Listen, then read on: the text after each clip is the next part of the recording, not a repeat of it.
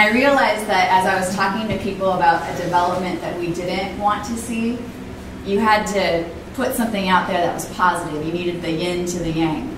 So I have on the back table there, it says NIMBY, and then next to it is YIMBY.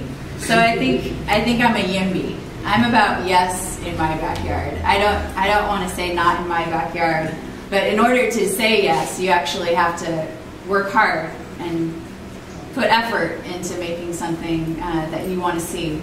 And I really appreciate having Bobby and Tyrone here to talk about the past of this area, because that's one of the things about Neighbors Developing Diviz is we really want to learn from the past as we deal with the present issues and shape the future.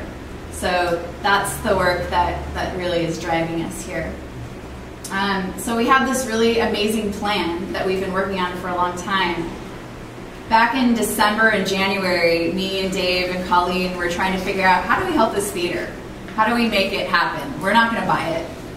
So how do we grease the wheels for a good project? We met with the Historic Preservation Committee. They really liked the idea. We met with SF Heritage, with SFARG, some people who are really involved in the neighborhood theater community here. And we're trying to think, like, how are we going to move forward? It turned out that we weren't able to get the grant from the HPFC to do these really thorough assessments to find out how much it would cost to move forward with the building and to have it be applied for the National Register until we had site control, because the current property owners aren't interested in allowing access so that we can actually figure out that work. But what we do know is that it's $3.6 million. That's actually down $400,000 from where it was back in 2008. And it's not going to get any cheaper. I've had many conversations with Michael Klostoff, the property owner, and that's how much it is. And so that's what we just got to deal with. We were trying to figure out how to align ourselves with maybe like an existing group that had done some work before with the theater. There's a couple people here tonight who put some effort into trying to figure out how do we make this a viable plan. And then we just realized a month ago, if this is going to keep going forward, we're going to actually have to make the plan. And we'd had enough information at that point to figure out how to move forward.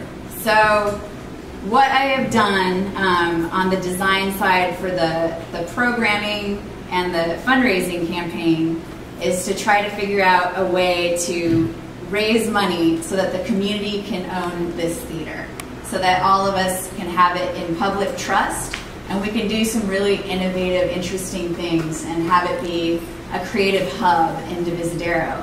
And this is actually, like we were talking about how we want this to be an incubator space for entrepreneurs, for creatives, for community builders, a place where you can come to get engaged in what's going on in our neighborhood and the community.